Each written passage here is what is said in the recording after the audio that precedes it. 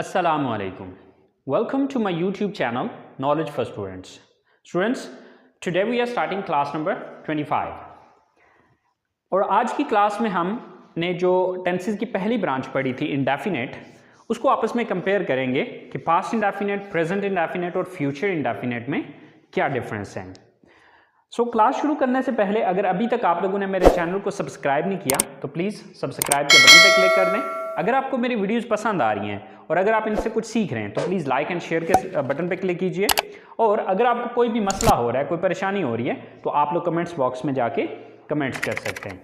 और स्टूडेंट्स, मैं इस क्लास की डिस्क्रिप्शन में अपना व्हाट्सअप नंबर दे रहा हूँ, तो आप में से जो भी स्टूडेंट्स मुझसे कांटेक्ट करना चाहें या मेरा व्हाट्सअप ग्रुप ज्वाइन करना चाहें वो मुझे टेक्स्ट कर दें, मैं उनको अपने ग्रुप में ऐड कर दूंगा।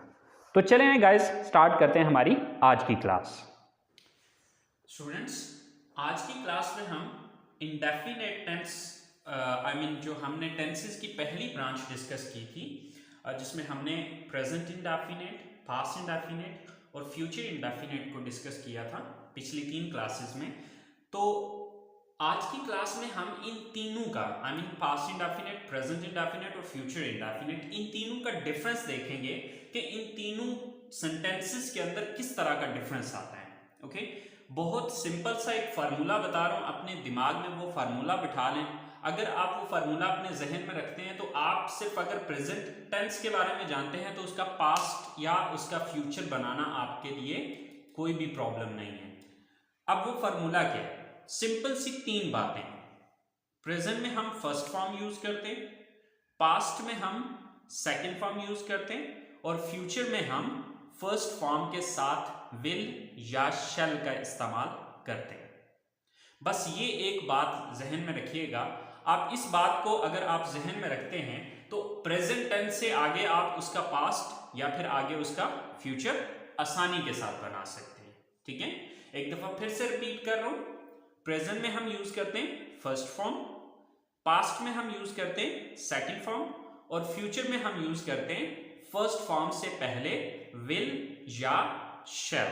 ठीक है, लेकिन ये भी याद रखिएगा आजकल की अगर हम मॉडर्न इंग्लिश को देखें तो मॉडर्न इंग्लिश में हम ज्यादातर सिर्फ विल का ही यूज कर रहे हैं। शैल का यूज जो है वो डे बाय डे खत्म होता जा रहा है। ठीक है, सो ज्यादातर जो है वो शैल की जगह पे विल ही यूज किया जा रहा होता है। बहरहाल आपने शैल और विल दोनों का जहन में रखना है। ठीक है, तो सबसे पहले मैंने स्ट्रक्चर लिखी है प्रेजेंट की, सब्जेक्ट प्लस फर्स्ट फॉर्म और फर्स्ट फॉर्म के साथ एस या ईएस। लेकिन ये एस या ईएस तब लगेगा जब सब्जेक्ट ही, शी, इट या सिंगल नेम है। तो आपको पता है कि जब हमने प्रेजेंट इंडेफिनिट टेंस को डिस्कस किया था तो उसको हमने 2 पार्ट्स में पढ़ा था। ठीक है, एक पार्ट जो हमने पहला पढ़ा था वो आई, वी, यू, दे और प्लूरल नाउन के साथ था, जिसमें ये एस या ईएस नहीं आ रहा था। ठीक है, उसकी स्ट्रक्चर क्या थी? Subject plus first form plus object. लेकिन जो इसका दूसरा पार्ट पढ़ा था वो हमने पढ़ा था ही, शी, इट और सिंगल नेम के साथ। तो he, she, it and single name के साथ जो है वो उसकी स्ट्रक्चर क्या थी? सब्जेक्ट प्लस फर्स्ट फॉर्म, उसके साथ एस या ईएस का इजाफा। कहां पे एस, कहां पर ईएस, वो ऑलरेडी आपको उस क्लास में मैंने बताया हुआ है। और at then there is a object and full stop. अच्छा, अब पास्ट में मैंने आपको क्या बताया कि हम सेकंड फॉर्म यूज करते हैं। तो अगर आप इन दोनों स्ट्रक्चर्स को देखें तो दोनों में आपको जो डिफरेंस नजर आएगा वो सिर्फ सेकंड फॉर्म और फर्स्ट फॉर्म का डिफरेंस नजर आएगा। ठीक है, बाकी सब्जेक्ट सब्जेक्ट फर्स्ट फॉर्म, यहां पर सेकंड फॉर्म और यहां पर ऑब्जेक्ट ऑब्जेक्ट। ठीक है, बाकी सब सेम है, डिफरेंस जो आ रहा है वो सिर्फ इस जगह पर आ रहा है। ठीक है, इसी तरह से हमारी जो तीसरी स्ट्रक्चर है वो है subject plus will, shell plus first form plus object. तो अगर आप इस स्ट्रक्चर को भी देखें तो मैंने आपको जो फार्मूला बताया था सेम देखें, वही चीज यहां पर भी अप्लाई हो रही है। और यहां पर डिफरेंस क्या आ रहा है कि फर्स्ट फॉर्म से पहले विल या शैल लगा दिया गया। ठीक है, अच्छा, अब प्रेजेंट इंडेफिनेट मौजूदा वक्त में जो कुछ करते हैं, पास्ट इंडेफिनेट गुजरे हुए वक्त में जो कुछ किया और फ्यूचर इंडेफिनेट आने वाले वक्त में आप जो कुछ भी करेंगे। तो स्टूडेंट्स, अगर आप प्रेजेंट टेंस के बारे में जानते हैं तो स्टूडेंट्स आपके लिए पास्ट बनाना या उसका फ्यूचर कन्वर्ट करना कोई प्रॉब्लम नहीं। बहुत सिंपल है, बहुत इजी है। अभी देख लीजिएगा कि मैं एक सेंटेंस बनाऊंगा, फिर उसी का आगे पास्ट में लेके जाऊंगा और उसी को आगे फ्यूचर में लेके जाऊंगा। कोई चीज़ नहीं है, बस वही जो 3 लाइनें मैंने आपको बताई हैं कि प्रेजेंट में फर्स्ट फॉर्म, पास्ट में सेकंड फॉर्म और फ्यूचर में फर्स्ट फॉर्म से पहले विल या शैल। यही फार्मूला मैं जितने भी सेंटेंसेस बनाऊंगा सब में यही चीज़ अप्लाई करूंगा। तो चलें देखते हैं कि क्या डिफरेंस आ रहा है। सो स्टूडेंट्स, जैसे कि हमारे पास एक सेंटेंस है, I go to college. I go to college, I go to college. अब चूंकि यहां पे फर्स्ट फॉर्म आ रही है, ठीक है, आई गो टू कॉलेज, तो ये present indefinite, I go to college, मैं कॉलेज जाता हूं, राइट।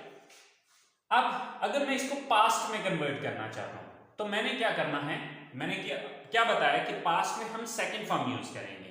तो इस गो को मैं सेकंड फॉर्म में ले जाऊंगा, बाकी पूरे का पूरा सेंटेंस यही रहेगा। तो गो की सेकंड फॉर्म क्या होती है, वेंट। तो क्या सेंटेंस बन जाएगा, I went to college, I went to college, मैं कॉलेज गया या मैं कॉलेज जाता था। I go to college, I went to college. तो देखेंगे अगर पूरे सेंटेंस को आप नोटिस करें तो फर्क किस चीज का आ रहा है कि यहां पर फर्स्ट फॉर्म लग रही है, यहां पर सेकंड फॉर्म लग रही है। बाकी सारे का सारा सेंटेंस जो है सेम वही है जो हमने प्रेजेंट में बनाया है।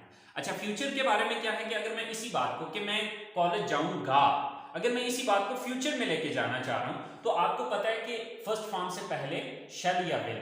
तो अब सब्जेक्ट को देख लेना है कि यहाँ पर शेल लगाएं या विल लगाएं, तो आई है तो आई के साथ शेल आता है। लेकिन अगर आप आई के साथ विल भी यूज करेंगे तो ठीक है, चल जाएगा, ठीक है। लेकिन बेहतर यह है कि आई शैल का यूज किया जाए। I shall go to college, I shall go to college, कि मैं कॉलेज जाऊंगा। तो स्टूडेंट्स देखें कि क्या इन तीनों सेंटेंसेस के अंदर क्या फर्क आया है। वही 3 बातें जो मैंने बताई हैं कि प्रेजेंट में फर्स्ट फॉर्म आ रही है, पास्ट में सेकंड फॉर्म आ रही है और फ्यूचर में फर्स्ट फॉर्म से पहले विल या शैल आ रहा है, ठीक है। अच्छा, एक आप और सेंटेंस बना के देख लेते हैं।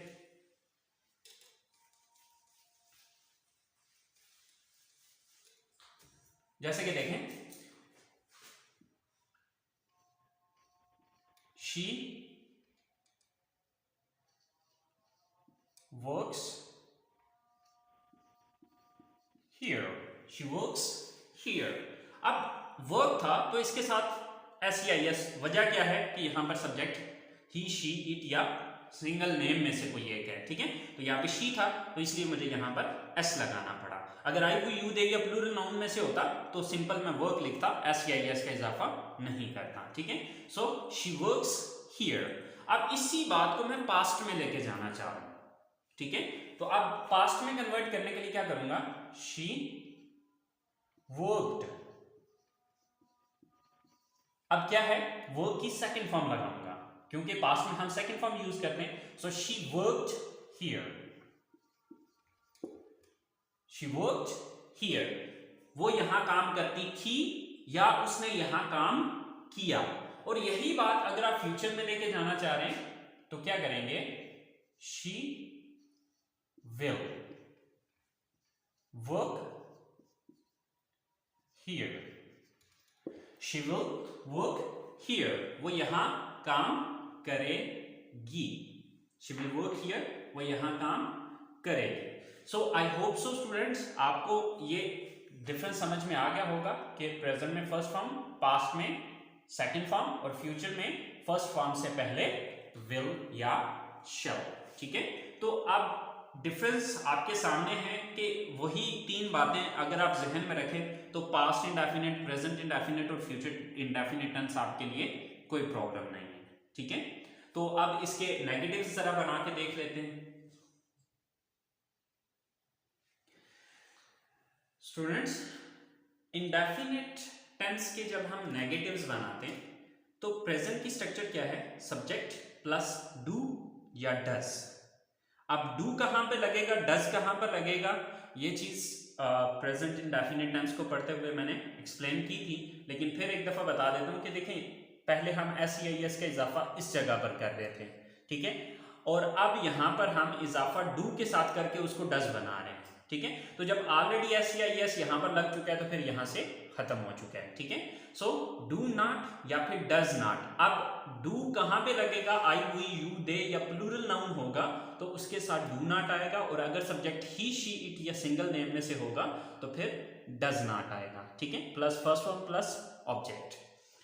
अब पास्ट की अगर हम बात करें तो पास्ट में subject plus did not plus first form plus object.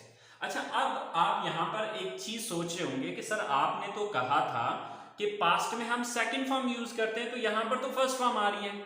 तो बच्चे यहां पर भी सेकंड फॉर्म आ रही है, लेकिन यहां पर सेकंड फॉर्म हमने किसकी लगाई है, डू की। तो डू की सेकंड फॉर्म क्या है, डिड, ठीक है। डू की सेकंड फॉर्म क्या होती है, डिड होती है, ठीक है। तो जब ऑलरेडी सेकंड फॉर्म पहले आ चुकी है तो अब आगे सेकंड फॉर्म नहीं लगाई जाएगी, ठीक है। तो डिड ऑलरेडी आ चुका है, इसलिए अब हमने आगे जो, क्योंकि ये ग्रामर का एक रूल है कि सेकंड फॉर्म सेंटेंस में सिर्फ एक ही दफा आ सकती है, ठीक है। तो जब ऑलरेडी डिड यहां पर सेकंड फॉर्म आ चुकी है तो अब आगे यहां पर सेकंड फॉर्म इस्तेमाल नहीं होगी, ठीक है। So subject plus did not plus first form plus object. अच्छा, अब यहां पर हम क्या कर रहे हैं, जो फ्यूचर की स्ट्रक्चर है, फ्यूचर की स्ट्रक्चर में है सब्जेक्ट प्लस विल या शैल plus not plus first form plus object. अच्छा, अब आपके माइंड में एक चीज यहां पर आ रही होगी कि सर हमने यहां पर विल और शैल के बाद नॉट क्यों लगाया और यहां पर डू और डज क्यों लगाया। देखिए, यहां पर इन दोनों सेंटेंसेस के अंदर हेल्पिंग वर्ब मौजूद नहीं था, ठीक है। असल में वर्ब भी दो तरह के होते हैं, एक होते हैं हेल्पिंग वर्ब। हेल्पिंग वर्ब कौन से होते हैं, जो कि हमें जमाना पहचानने में हमारी मदद करते हैं कि ये कौन सा जमाना है, ये पास्ट है, प्रेजेंट है या फिर फ्यूचर है। जैसे कि देखें इज एम आर, अब इज एम आर जो है वो हमें ये बताता है कि ये प्रेजेंट है, ठीक है। अब यही जब वाज वर बनता है तो वाज वर हमें ये शो करता है कि ये तो पास्ट है, ठीक है। और इसी तरह से हैज और हैव को अगर हम देखते हैं तो हैज और हैव प्रेजेंट को शो करता है, तो ये हेल्पिंग वर्ब है। अब हैड जो है ये पास्ट को शो करता है, ठीक है। तो यानी कि वो वर्ड्स जो कि हमें जमाना पहचानने में मदद करते हैं उनको कहा जाता है हेल्पिंग वर्ब, ठीक है। अब अगर किसी सेंटेंस के अंदर हेल्पिंग वर्ब मौजूद नहीं है तो फिर उसके अंदर हमें डू नॉट, डज नॉट या डिड नॉट का इस्तेमाल करना पड़ता है। लेकिन अगर हमारे पास हेल्पिंग वर्ब मौजूद है, आप देखें ना, विल जो है ये हमें ये बताता है कि ये फ्यूचर है, ठीक है। तो विल और शैल हमें ये बताता है कि ये फ्यूचर टेंस है। तो अब ऑलरेडी हेल्पिंग वर्ब मौजूद हैं तो फिर हम यहां पर विल और शैल के बाद नॉट लगा देंगे। अगर इन सेंटेंसेस के अंदर भी कोई हेल्पिंग वर्ब मौजूद होता तो हम डू, डिड या डज वगैरह नहीं लगाते, हम सिंपली उस हेल्पिंग वर्ब के बाद नॉट लगा देते। आने वाले टेंसेस में आप ये चीज देखेंगे, ठीक है। तो आई होप सो ये बात आपको क्लियर होगी कि यहां पर हमने विल और शैल के बाद नॉट क्यों लगाया, ठीक है। तो चलें इसके कुछ सेंटेंसेस बना के देख लेते हैं। जैसे कि I do not go for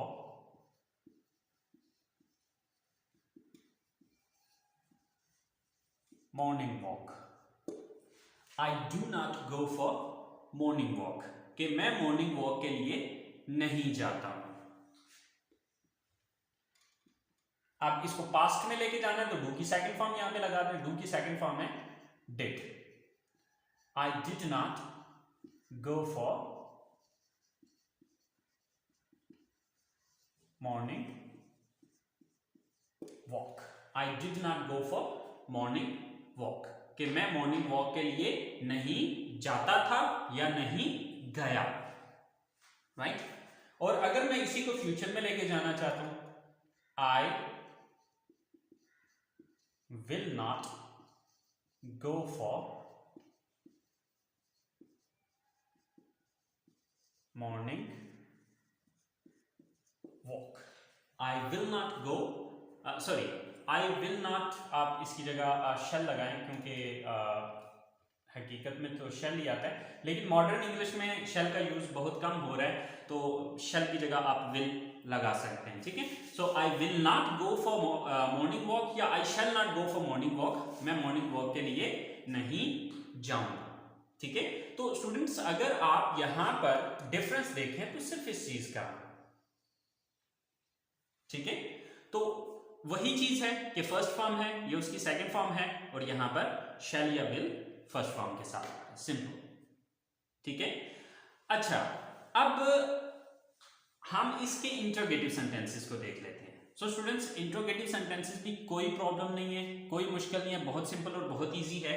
जैसे कि ऑलरेडी पिछली क्लासेस में मैं आपको बता चुका हूं कि जब हम किसी चीज का नेगेटिव बनाते हैं, जब हम किसी सेंटेंस का नेगेटिव बनाते हैं, तो आप ये चीज देख लें कि किस लफ्ज के बाद आपने नॉट लगाया था। जिस लफ्ज के बाद आपने नॉट लगाया था उस लफ्ज को उठा के सेंटेंस के शुरू में ले जाएं तो वो इंट्रोगेटिव बन जाएगा। अब यहां पर हमने प्रेजेंट में किसके बाद नॉट लगाया था? डू और डज के बाद, तो इसका मतलब है ये डू और डज यहां पर आ जाएगा। इसी तरह से यहां पर हमने नॉट किसके बाद लगाया? डिड के बाद, तो यहां पर डिड को यहां पर ले आएंगे। और यहां पर नॉट हमने किसके बाद लगाया? विल और शैल के बाद, तो इस शैल और विल को उठा के सेंटेंस के शुरू में ले आएंगे तो ये इनका इंट्रोगेटिव बन जाएगा। तो चलिए आइए देखते हैं, इसकी स्ट्रक्चर वगैरह बना के चेक करते हैं और सेंटेंस बनाते हैं इसका। सो स्टूडेंट्स, इंट्रोगेटिव सेंटेंसेस के लिए यहां पर हम क्या कर रहे हैं? डू और does plus subject plus first form plus object and question mark. Past में did plus subject plus first form of the verb plus object and question mark. In the future will और shall plus subject plus first form of the verb plus object and at the end question mark. ठीक है, so for example,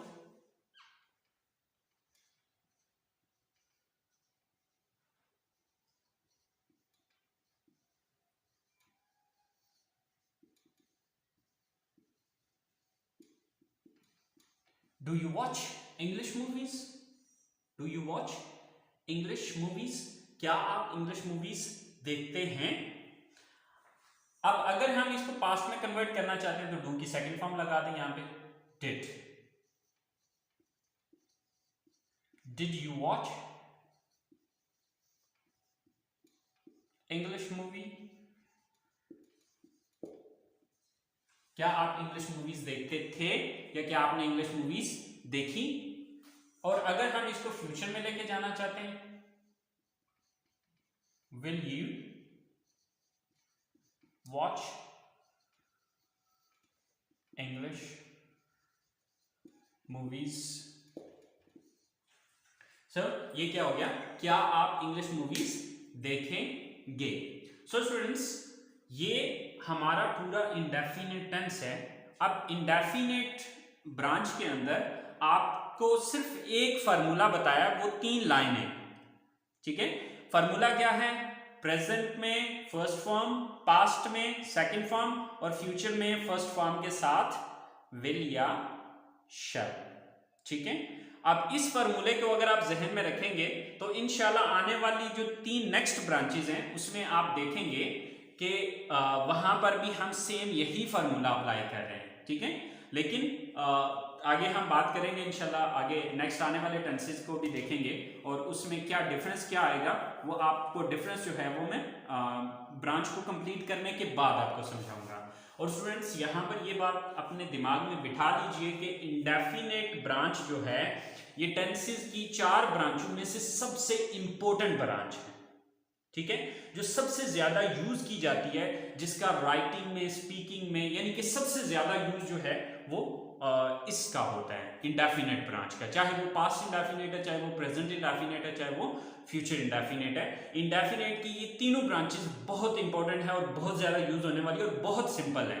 कोई लंबी चौड़ी कहानियां कोई नहीं है, बस बात वही है कि प्रेजेंट में फर्स्ट फॉर्म, पास्ट में सेकंड फॉर्म और फ्यूचर में फर्स्ट फॉर्म के साथ विल या शैल का इस्तेमाल किया जाएगा। That's it. सो स्टूडेंट्स, यहीं पे आज की क्लास को खत्म करते हैं। आई होप सो आपको इंडेफिनेट टेंस जो है या इंडेफिनेट ब्रांच जो है हमारी टेंसेस की, उसका डिफरेंस आपको क्लियर हो गया होगा। लेकिन फिर भी अगर आपको कोई कंफ्यूजन होता है, कोई मसला होता है, तो आप लोग कमेंट्स बॉक्स में जाके कमेंट्स कर सकते हैं। सो इंशाल्लाह आपका जो भी कंफ्यूजन हुआ मैं उसे क्लियर कर दूंगा। तो नेक्स्ट क्लास तक के लिए इजाज़त दीजिए, दुआओं में याद रखिएगा। अल्लाह हाफिज़।